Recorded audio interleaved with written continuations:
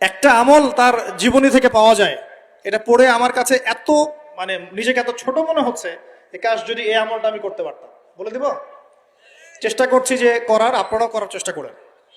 উসমান রাদিয়াল্লাহু আনহু ধনী ছিলেন কিনা, তো নবীর কাছে গিয়ে বলছেন যে আমার ধন সম্পদ খুব বেশি বাড়ছে, ইয়া রাসূলুল্লাহ আপনি সম্পদ একটু কমানোর দোয়া করেন তো আমার জন্য।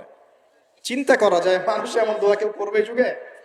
আচ্ছা, নবী সাল্লাল্লাহু আলাইহি ওয়াসাল্লাম বললেন তুমি উটের পিঠে গাধার পিঠে খাওয়া দাওয়া করো, ঠিক আছে, খাওয়া দাওয়া করো। তো তিনি খাওয়া দাওয়া করেন। এখন কয়দিন পরে, কয়দিন বলতে কতদিন আল্লাহ ভালো জানেন, তিনি এসে বলছেন ইয়া রাসূলুল্লাহ আমার তো সম্পদ আরো আগের চেয়ে বাড়তেছে দেখি, আপনি কি দোয়া করলেন? সম্পদ তো আরো বাড়া শুরু করেছে এখন। তখন তিনি বলছেন যে তুমি যখন খাও তখন তোমার হাত থেকে যদি খাবার পড়ে যায় তুমি কি করো?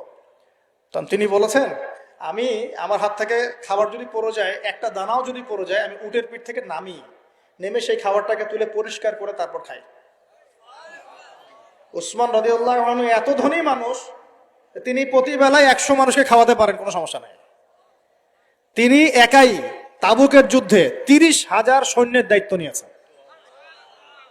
30,000 সৈন্য 3 মাস যাবে, যাত্রা বিরতি করবে, খাবে দাবে, তাদের ঘোড়া অস্ত্রশস্ত্র সব দায়িত্ব একজন ব্যক্তি বহন করেছেন, ওসমান রাদিয়াল্লাহু আনহু।